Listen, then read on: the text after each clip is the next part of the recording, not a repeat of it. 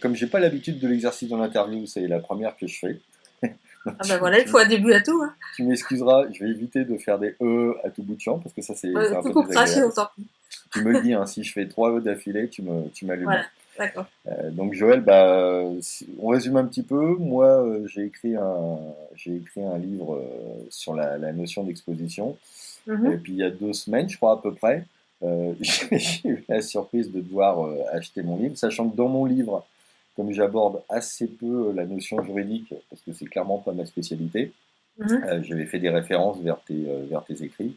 Et Voilà, et moi j'ai un super moteur de recherche et un super système d'alerte qui m'a dit tiens, on parle de vous là-bas. J'ai dit tiens, un livre. Allez hop, ça a l'air bien, j'achète. et voilà, donc un matin, tranquillement, je prenais mon café et j'ai vu ton achat. Donc je te dois un resto, hein, on s'est mis d'accord, on Ouais, va bah, y c'est pas grave. arriver. Fais gaffe, Euh, parce qu'après ils vont tous te demander un resto s'ils ont acheté ton livre. Non, non, non, mais parce que il y a quand même des personnes qui sont citées dans le livre et celle-là, forcément, c'était sur ma to-do list à leur envoyer un exemplaire du livre.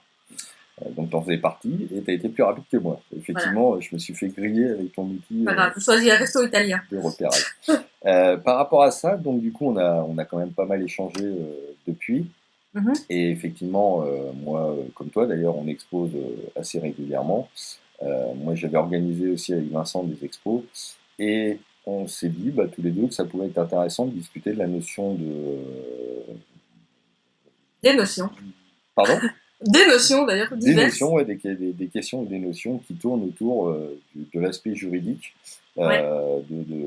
comment dire, de vérifier qu'on a un contrat ou quelque chose, une Voilà, en tout convention. cas les grandes pistes pour pas trop se planter en cas de litige et Ouais, c'est ça. Bah, ce à quoi il faut être attentif, quoi. voilà, c'est bon. A priori, toi, je pense que tu en fais de temps en temps. Des Des, expos de temps en temps, oui. des Et expos, par contre des rédactions de contrats, beaucoup.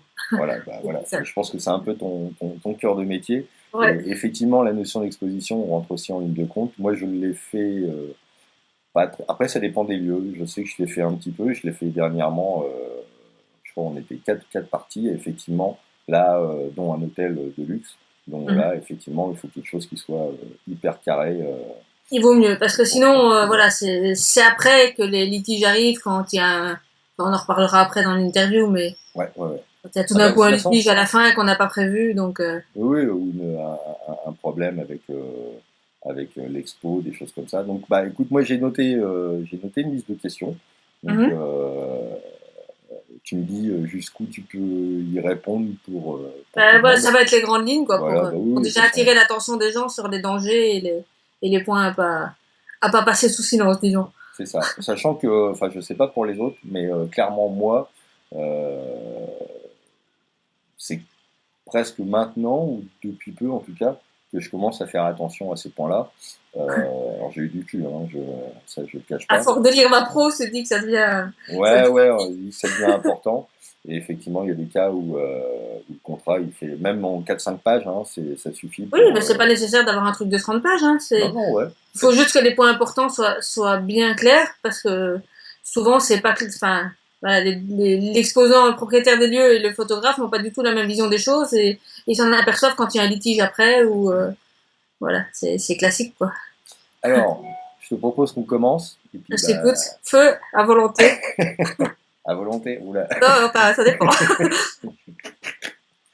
Alors, une de mes premières questions, c'est est-ce qu'à ton avis, la question juridique prend une grande place lorsqu'un photographe amateur ou pro, d'ailleurs, je pense que ça n'a pas trop d'incidence, décide d'exposer?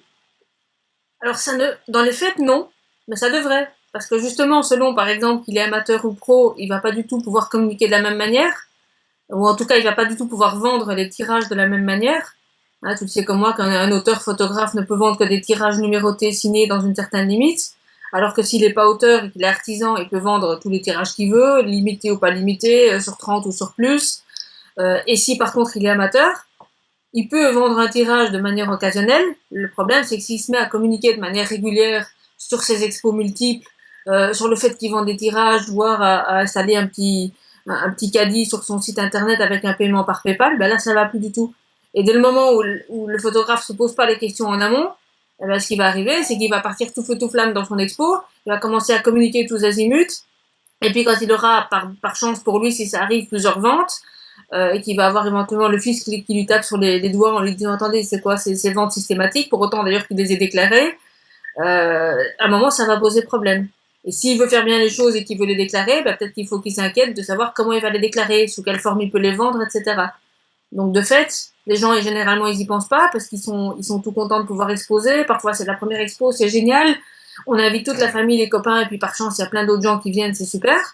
Mais à un moment, si ça devient systématique, ben, il faut se poser des questions en amont parce que sinon les risques après, c'est beaucoup plus important quoi. Dès le Oui, moment où le fisc te tape dessus, ou bien au contraire précisément parce que ils ont pas fait des tirages numérotés, c'est l'URSSAF qui arrive en disant que c'est que ça, c'est du travail dissimulé. Alors pour l'instant, l'URSSAF fréquente plus la sortie des églises pour voir qui joue aux photographes de mariage sans autorisation que les expos, mais quand ça arrivera, ça risque de faire beaucoup plus mal, quoi. ah Donc oui, à mon non, avis, il y a quand même quelques questions à se poser avant, plutôt que de faire des bêtises qui coûtent cher après, quoi. ouais, en fait, d'autant plus qu'effectivement, la notion d'expo, c'est quand même une notion de visibilité. Oui, c'est ça, parce qu'on est obligé de Euh, communiquer si on veut que l'expo ait du succès. Donc c'est clair, c'est ce que je mets un peu dans mon livre, c'est que la visibilité, c'est un des succès, la visibilité, la communication, enfin, voilà. c'est lié, Et que fait c'est un lié au... contrôleur du fisc quand il veut contrôler quelqu'un? La première chose qu'il fait, c'est d'aller voir sur Internet son activité. C'est la première chose. Parce qu'ils le font aussi pour les auteurs photographes qui font des mariages sans en avoir le droit. Ils vont voir si ce qu'ils font c'est de la photo sociale, des portraits, des familles, machin. L'auteur photographe qui n'est inscrit que comme auteur, qui n'a pas un double siret et une double activité, la première chose que fait le fisc, c'est d'aller voir ce qu'il fait en allant voir sur Internet et sur les réseaux sociaux.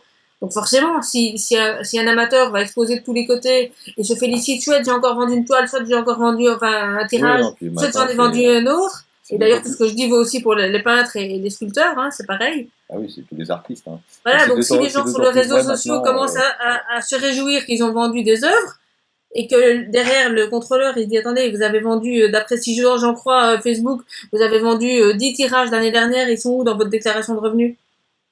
Et ben voilà, c'est magique, hein, il n'y a même plus besoin de batailler, le redressement il est là, puis ça fait mal quoi. ouais, Donc la notion de visibilité est un point ah ben, c'est un important. On double peut pas, tranchant voilà, quoi. c'est ça. On peut pas avoir le beurre et l'argent du beurre, c'est pas Voilà, possible. et le sourire du contrôleur des contributions. Pour rester soft. Voilà. Bah écoute, déjà merci pour cette chose-là. C'est clair qu'effectivement, je pense que dans la démarche, on s'en rend pas compte au démarrage quand on démarre, quand on commence à exposer. Mais à un moment, il faut vraiment se poser la question entre le C'est ce qu'on rapport peut en faire. visibilité Si c'est et... vraiment une expo ponctuelle, qu'on n'en fera pas d'autres, et c'est parce que c'est pour, à la rigueur, pour rendre service aux restaurateurs du petit village où on habite et qui a envie de faire un peu de déco et de créer un événement, c'est pas dramatique. Bien souvent, d'ailleurs, on vendra pas de tirage ou un ou deux à des prix modiques. Je veux dire, ça va rester raisonnable. Dès le moment où ça part vraiment sur un Ça devient truc, une je veux habitude. montrer mon travail, le monde entier sait que je suis le deuxième douaneau, à un moment, ça va coincer, quoi. C'est clair. Ok, putain,